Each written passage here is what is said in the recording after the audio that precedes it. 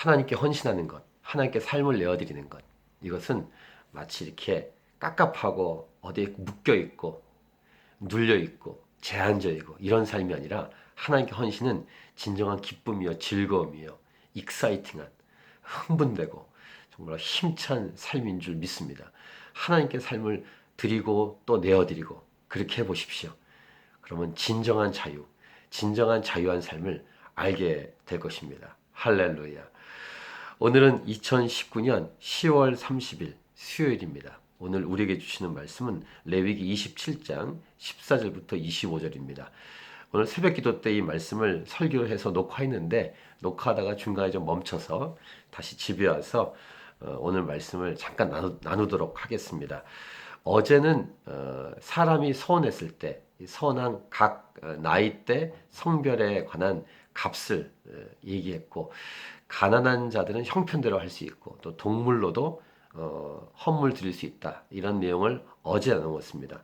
오늘은 집과 토지, 부동산을 하나님께 서원하고 봉헌하는 그런 내용입니다.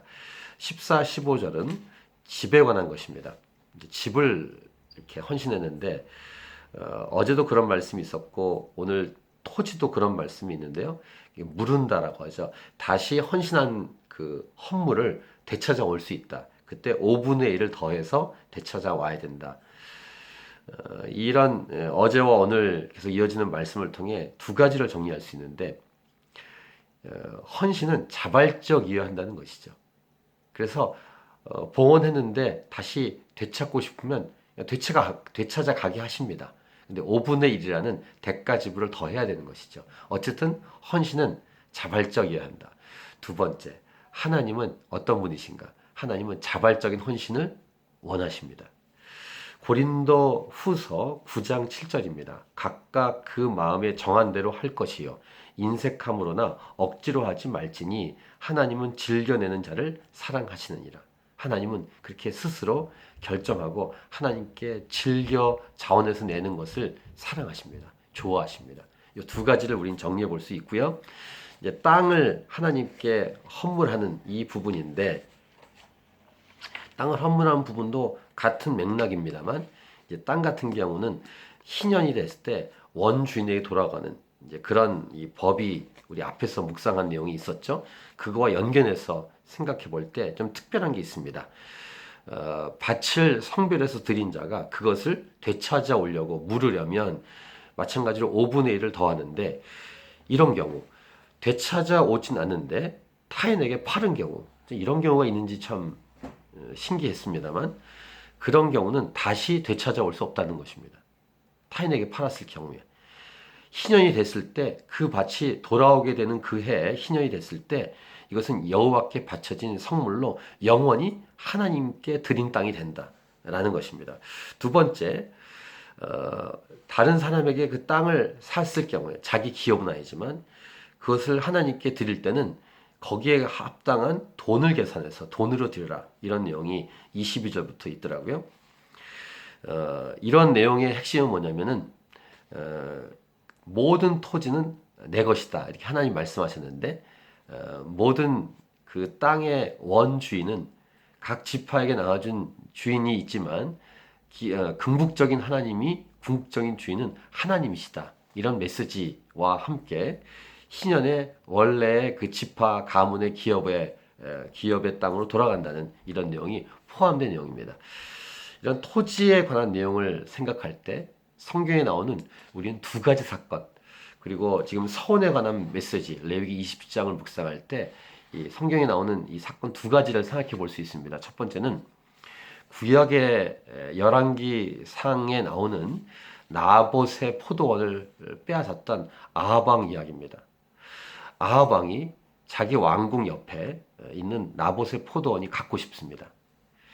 이 아합은 이 북이스라엘 왕 중에 아주 못된 왕입니다. 물론 북이스라엘 왕들이 다 못된 왕들이었습니다. 19명의 왕이 다 못된 왕인데 그 중에 정말 악한 왕이 아합인데 욕심이 많습니다. 그런데 이스라엘 사람으로서 토지법을 어느 정도 알고 있기 때문에 나봇이 자기 가문에 내려오는 땅이기 때문에 드릴 수 없다고 말하자 거절하자 아주 이렇게 배가 아파합니다. 슬퍼하면서 그때 그의 아내가 더 악독한 여인이죠. 어, 이방 여인입니다. 이세벨이죠. 이세벨은 그런 토지법을 잘 몰랐습니다. 그래서 왕이 왜 그까지 땅을 못 빼앗을까 생각하고 나봇에게 누명을 씌워서 죽이고 그 땅을 빼앗아서 남편 아합에게 줍니다. 하나님이 이것을 아주 엄하게 다루십니다. 그래서 둘을 처참하게 죽게 하십니다. 그만큼 하나님은 이 토지법을 명령하신 이 하나님은 이것을 중요하게 여기는 것입니다. 토지는 다 내 것이다. 그것을 자기 것인 양, 자기가 왕이라고, 진짜 왕은 하나님이신데 착각한 아합과 이세벨을 처참히 다루시는 메시지. 두 번째 메시지는 사도행전 5장에 나오는 아나니아와 삽비라 이야기입니다. 어제도 잠깐 말씀드렸죠. 아나니아와 삽비라는 자기가 자기 딸에는 헌금을 한다고 했습니다. 근데 그 당시 헌금의 이 레벨은 뭐냐면은 다 바치는 거예요. 근데 이 자기의 이 부동산을 팔아서 얼마를 감추고 이렇게 헌물할 때 드릴 때 성령께서 베드로를 통해서 말씀하셨죠. 속였다고. 그리고 어떻게 됩니까? 아나니아가 죽습니다. 그리고 3시간 후에 삽비라 아내도 죽습니다. 그때 이 주변에 있는 성도들 사람들이 두려워했다라 기록합니다. 누구 것인가? 때로 우리는 연약해서 물질, 돈이 없으면 불안해합니다. 물질이나 돈이 많으면 어떡합니까? 풍부한데 교만합니다. 이 물질과 돈에 의해서 좌지우지되는 그런 연약한 우리의 마음. 이것은 하나님이 주인이다라는 믿음이 없기 때문입니다. 하나님이 주인이시면 담대하게, 없을 때도 담대하게, 있을 때도 교만하지 않고 겸손하게 살아가는 것이죠. 그리고 모든 것이 다 주님 것이기 때문에 다 주님께 드리는 것이 합당한 우리의 태도입니다. 예수님은 마태복음 6장에서 염려하지 말라고 말씀하십니다. 무엇을 먹을까, 무엇을 마실까. 그것은 이방인들이 하는 것이라고. 예수 믿는 자는 어떻게 합니까? 너희는 먼저 그의 나라와 그의 일을 구하라. 이렇게 우리에게 명령하셨습니다. 그럼 나머지를 다 채워주신다고. 이 사실을 믿으십시오. 오늘 본문 말씀, 이 레위기 말씀을 통해서 하나님께 드리고 또 드리는 삶, 그리고 하나님은 자원해서 스스로 드리는 것을 사랑하신다. 그리고 모든 것의 주인은 하나님이시다. 그래서 주 앞에 다 드리고 드리는 삶을 살자. 이런 메시지를 오늘 이 본문을 통해서 우리는 다시 확인하고 이 말씀을 가슴에 새기고 이 하루를 일평생 살아갈 때 모든 것이 다 주님의 것입니다. 내 것은 하나도 없습니다. 다 주 앞에 드리고 또 드리겠습니다.